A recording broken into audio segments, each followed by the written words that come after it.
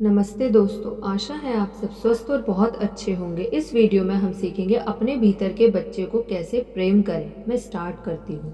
प्रमुख मुद्दों में से एक मुद्दा जिनका अन्वेषण अब हम करते हैं वह है अपने भीतर के विस्मृत बच्चे का उपचार करना। हम में से अनेक ने अपने अंदर के बच्चे को बहुत समय से भुलाकर रखा हुआ है।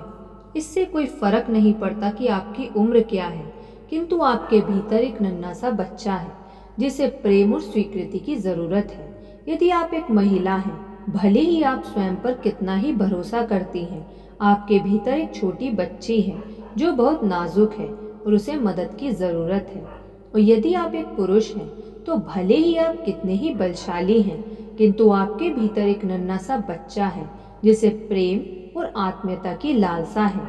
हर उम्र जिसे आपने जिया है वह आपके अंदर, आपकी चेतना के अंदर और आपकी याददाश्त के अंदर है। जब कुछ गड़बड़ होता था तो आप बच्चों की तरह मान लेते थे कि कुछ गड़बड़ है।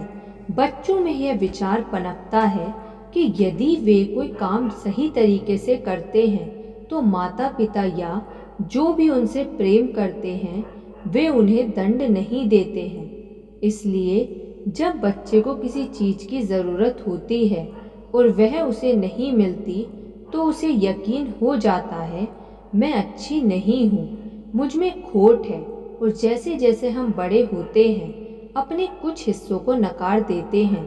हमारे जीवन के इस बिंदु पर इसी क्षण हमें स्वयं को पूर्ण करने की जरूरत होने लगनी चाहिए और हम जो हैं उसके प्रत्येक भाग को स्वीकार करना चाहिए।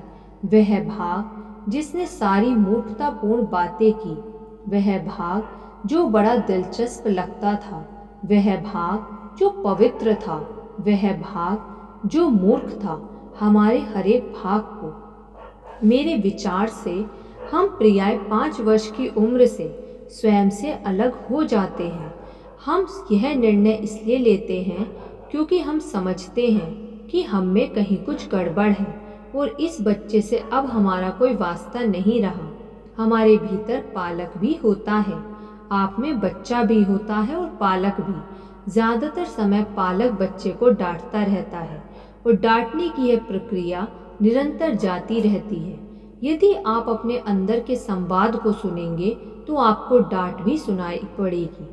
आप पालक को यह कहते सुन रहे होंगे आपसे क्या गलती हो रही है और कैसे तुम सही नहीं हो। परिणाम स्वरूप हमारे भीतर ही अंतर्द्वंद शुरू हो जाता है और हम स्वयं की वैसी ही आलोचना कर रहे होते हैं जैसे हमारे माता पिता या पालक करते रहे हैं। तुम मूर्ख हो, तुम अच्छे नहीं हो, तुम यह ठीक से नहीं करते, फिर से गड़बड़ कर डाला।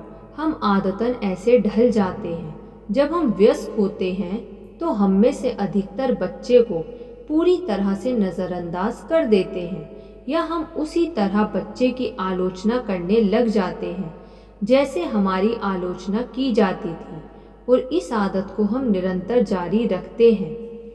इसमें कोई आश्चर्य नहीं है कि हम स्वयं को नहीं कहते हैं या हर समय ही नहीं कहते रहते हैं।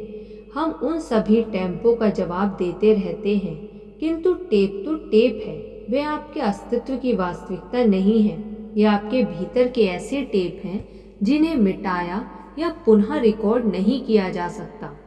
जब आप कहते हैं कि आपको डर लगता है तो महसूस कीजिए कि आपके भीतर का बच्चा है जो डरा हुआ है।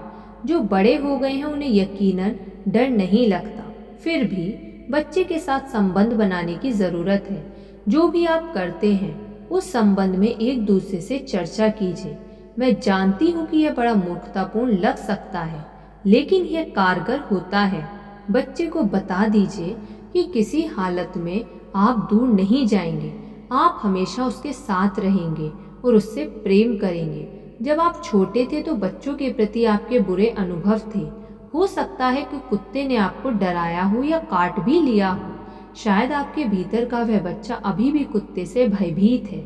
इससे कोई फर्क नहीं पड़ता कि अब आप बड़े हो गए हैं। आप एक छोटे कुत्ते को सड़क पर देखते हैं, किंतु आपके भीतर का नन्हा बच्चा पूरी तरह भयभीत होकर प्रतिक्रिया करता है और कहता है कुत्ता यह मुझे काट ना ले।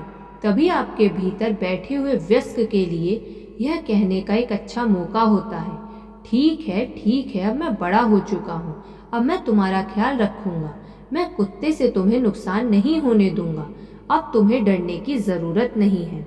इस तरह से आप अपने बच्चे का पालन पोषण कीजिए।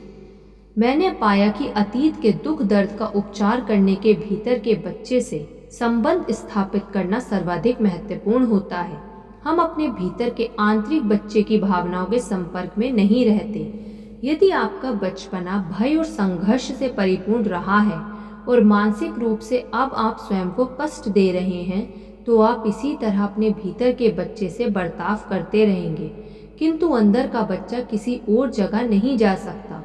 आपको ही अपने पालक की सीमा से परे जाना होगा। आपको अपने अंदर खोए बच्चे से संपर्क स्थापित करना पड़ेगा।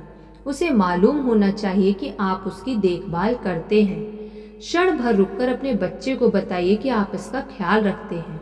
मुझे तुम्हारा ख्याल है, मैं तुमसे सचमुच प्रेम करती हूँ। शायद यही बात आप अपने बड़े व्यक्ति अर्थात वयस्क से करते रहे हैं, तो अब नन्हे बच्चे से बात कीजिए।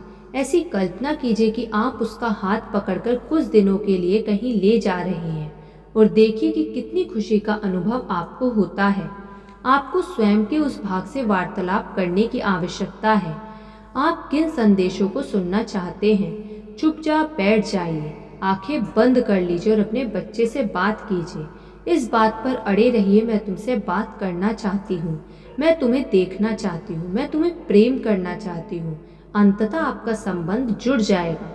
आप बच्चे को स्वयं के भीतर देख सकते हैं, आप उसे महसूस कर सकते हैं, आप उसकी बातें सुन सकते हैं। आप सबसे पहले क्षमा मांगते हुए अपने बच्चे से बात शुरू कर सकते हैं। कहिए कि इतने वर्षों से उससे बात ना कर पाने का आपको गहरा दुख है। आप उससे कहिए कि आपको इस बात का बहुत खेद है कि आप उसे लगातार डांट पिलाते रहे। बच्चे को यह भी बताइए कि उससे अलग रहकर जितना समय आपने बिताया, अब आप उसकी भरपाई करना चाहते हैं। उससे जानने की कोशिश कीजिए कि आप उसे किस तरह खुश कर सकते हैं। उससे पूछिए कि उसे किस बात से डर लगता है। उससे पूछिए कि आप उसकी मदद कैसे कर सकते हैं, और यह भी पूछिए कि वह आपसे चाहता क्या है। आपको जवाब मिल जाएगा। तुम्हें खुश करने के लिए मैं क्या कर सकता हूँ? आज तुम्हें क्या पसंद है? आप अपने बच्चे से कह सकते हैं, मैं तो चहलकदमी करना चाहता हूँ, तुम क्या करना चाहते हो? वे उत्तर देता है, मुझे समुद्र तट जाना है। वार्तालाप शुरू हो जाएगी। यदि स्वयं को इस नन्हे व्यक्ति से जोड़ने के लिए प्रतिदिन हम कुछ ही क्षण व्यतीत करते हैं, तो जीवन काफ़ी बेहतर हो जाएगा। धन्यवाद। आपको ये वीडियो कैसी लगी कमेंट करके ज़रूर बताइएगा। यदि आपने अभी तक इस चैनल को सब्सक्राइब नहीं किया तो सब्सक्राइब कर लीजिए और इस वीडियो को लाइक कर दीजिए। धन्यवाद।